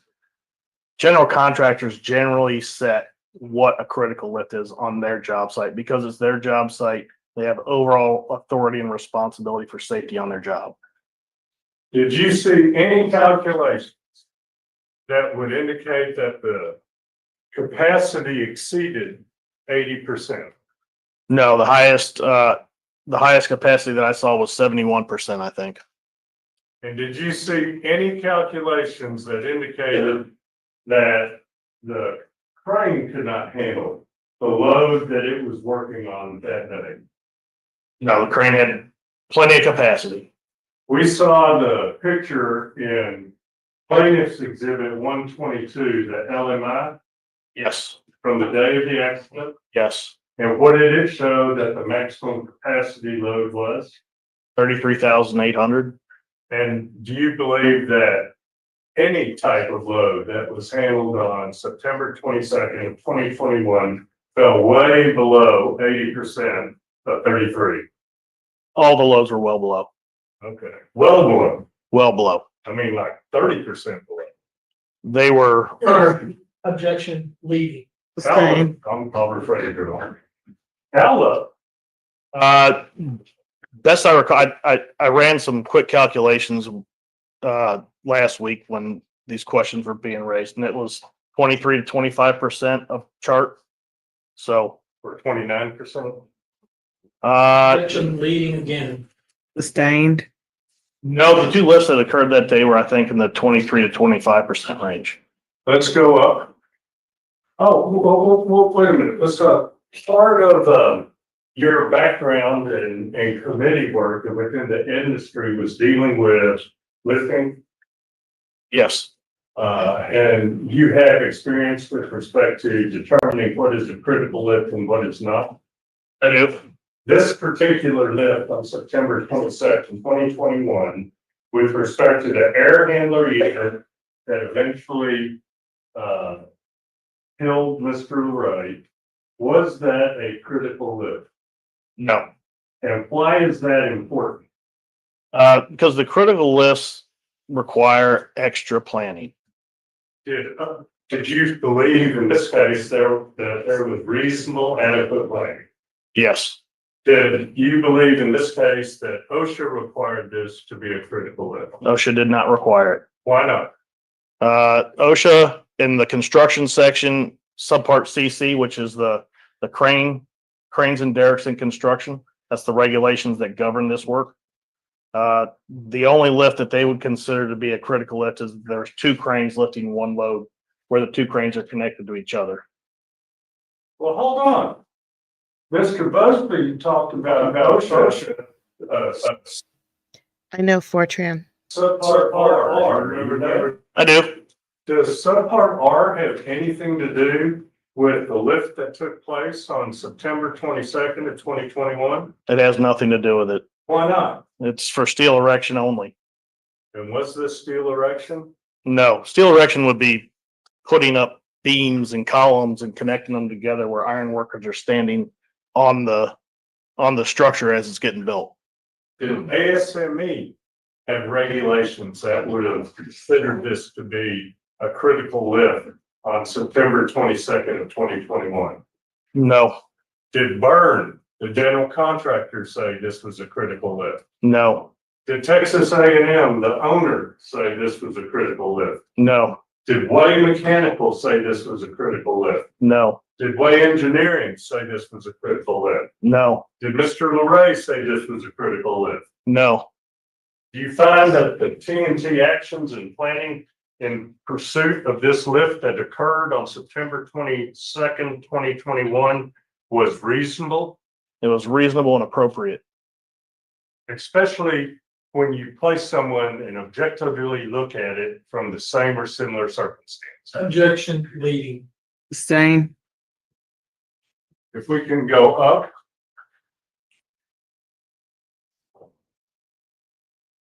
The next day, Mr. Doucette reaches out again, does he not? He does. And what does he do? He's attaching the two quotes. He can't see them on the screen. Joey. I got it now. Okay. And which quotes are those? For the cantilever bar and the standard spreader bar. Well, why would he give them a choice after they've already chosen the cantilever bar? Well, both are safe options. And It's Way's decision which option they want to use, whether they want to use TNT's riggers or their own. And when he said, when we talk about quotes, what is that talking about? It's the lays out the price and the materials that will be provided and the personnel. And he says, keep me updated on the delivery of the units to our yard so I can have a crew ready to get them offloaded, right? That's correct. As soon as a set date on location has been set, I can put together the lift plans, correct? Yes. And did you find he did so consistent with this email? Yes, he did. Next email up, please. So Mr. Doucette then continues to reach out, does he not? Yes. Well, actually, if we can, Mr. Joey, if we can get the complete transmittal. Mr. Hembling, 3 days later, reaches back out to Mr. Doucette. Is that right, correct? HTML and CSS does not count. It's not on your screen. They're not really Turing complete. They can be, but they're not really. I got it. Yeah. Okay. Okay. Yes. And what does he tell Mr. Doucette? They're rescheduling the lifts for September 15th. And still determining whether or not they want to use the cantilever bar. Or not? Right. And when will they let him know? The next day, the 3rd. Did they do so? Yes, they did. They did not. Let's look up. First of all, if the AHU schedule has changed, is that normal on a job site? I'm sorry, say that again. If the AHU set schedule has changed, changing schedules, is that normal on a job site? Sure, that's typical. And what does that do with respect to personnel assigned to the lift or cranes assigned to the lift from the TNT's perspective? From the crane side, those cranes might be on one job site one day, one on the next day. So it changes who is available or what machine is available. Okay. And is that reasonable? Yes, that's reasonable and normal. That's just business, right? It is. And if we can go to the next email.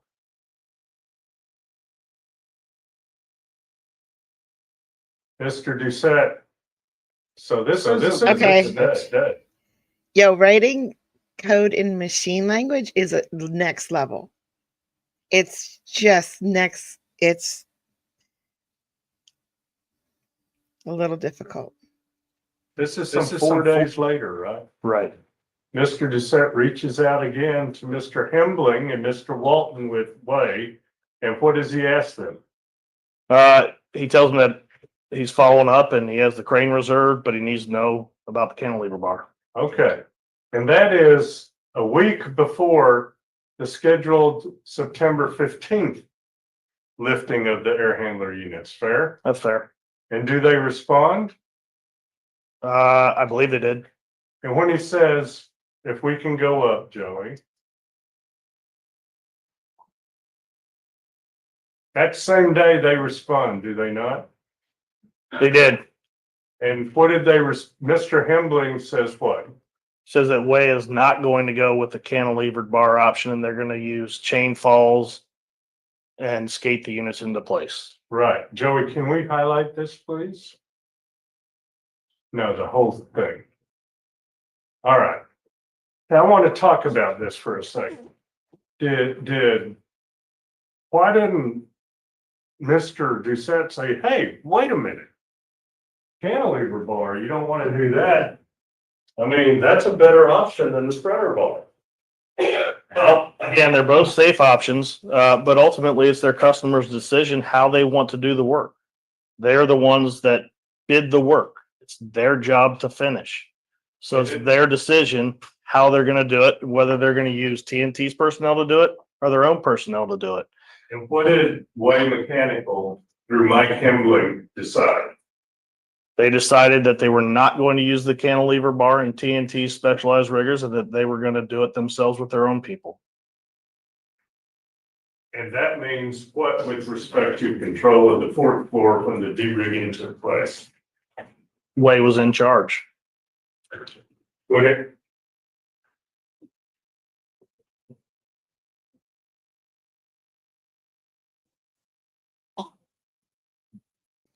Can we get rid of this? All right, this is a good place to stop. We are at 5 hours and 6 minutes, so we're about an hour and 40 minutes away from the end. But I want to make sure we are that far away from the end of the trial. So yesterday, tomorrow might be the last day. It will be. Let's just see. Oh, well, that changes everything. So there's 50 minutes left. That we'll get to tomorrow. There's 50 minutes left of the whole thing. So I wanted to talk about one thing real quick before we leave. Judge Fleischer. We had wanted to get Judge Fleischer a billboard, right? And we had people pledge in Discord about Judge Fleischer's billboard. I need to know if we should do that. Still, try to figure out, who's going to collect the money and what the billboard's going to look like and everything like that. Or should we just use this? I just shared a link in chat.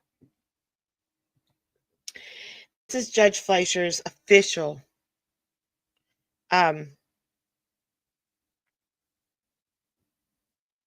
Walter. This is Judge Fleischer. Hi, Rebecca. This is Judge Fleischer's official, campaign collection channel stream page. So you can donate directly there, and it goes to Judge Fleischer. So do we want to go through and get a billboard? We need someone who will collect the money and go get the billboard, work with judge or judges and find out what they want the billboard to say. Or do we just want to use this and you guys can donate to his campaign any way you feel like donating to his campaign?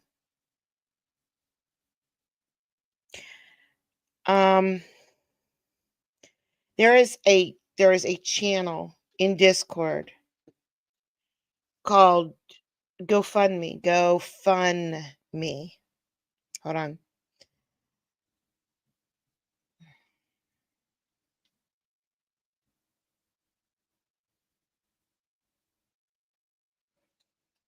Ignore that one. There's a channel called GoFundMe in Discord. Please go there. I'm going to put the link right here. And let me know what you think. If we're going to do the billboard or if we're all just left to our own devices. And I know. And I don't want to be responsible for that. So we'll talk about it on our stream tomorrow. Go into Discord and give your vote, whether you want to do the billboard or you want to just use his campaign thing here. And tomorrow, we're just going to figure this out today. So tomorrow we're going to give our answer. Tomorrow is going to be the answer whether we're going to do a billboard or we're just going to contribute to him. My guess is we're just going to contribute to him. That would be my bet. That's the way the ship is leaning right now. Just so you know. But that way he can use it any way he wants to.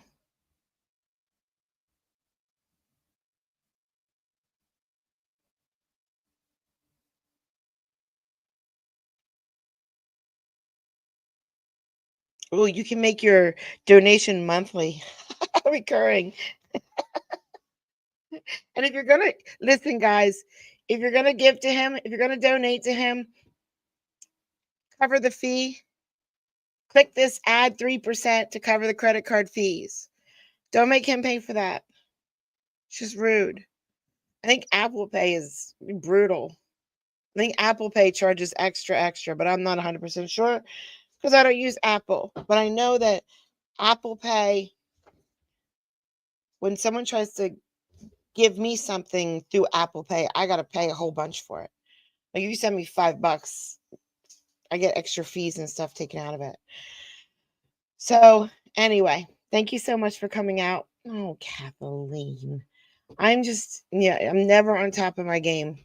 I try and I try.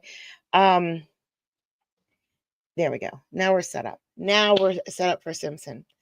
Thank you for coming out today. I really, really, really appreciate it. I'm going to go straight to OJ Simpson. We got Mark Furman on the stand. Yes, we do. And it's great. But so far, it's been a little boring, but I know it's about to get much better. I hope so. I mean, the blood pressure for this case is just killing me. I'm going to have to take blood pressure meds. I have to quit swearing during the stream, though. I've been good lately. All right. See you guys soon. Bye, guys. Bye, CJ.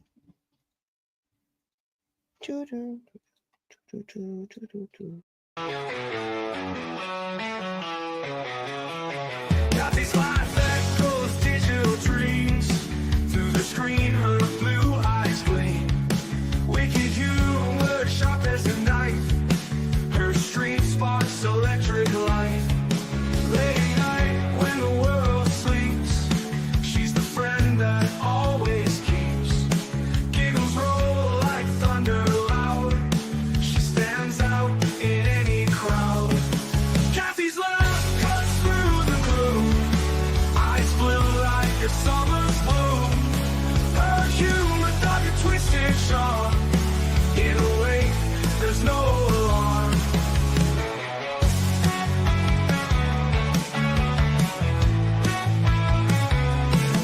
Street tales waiting to the night. Her laughter feels just right. Even when my world turns gray, with a giggle she lights the way. Her eyes near a sky so blue. In her jokes there's a truth so true. With each stream she brings the light, turns dark days into bright. Kathy's laugh cuts through the gloom. Eyes blue like a summer's bloom. Her humor dark and twisted sharp. In a way, there's no alarm.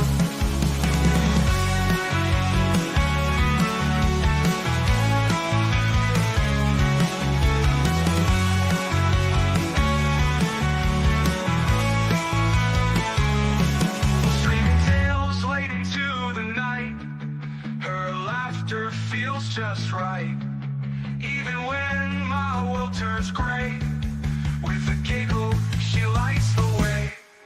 Kathy's laugh cuts through the gloom.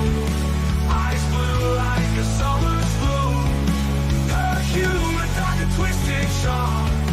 In a way, there's no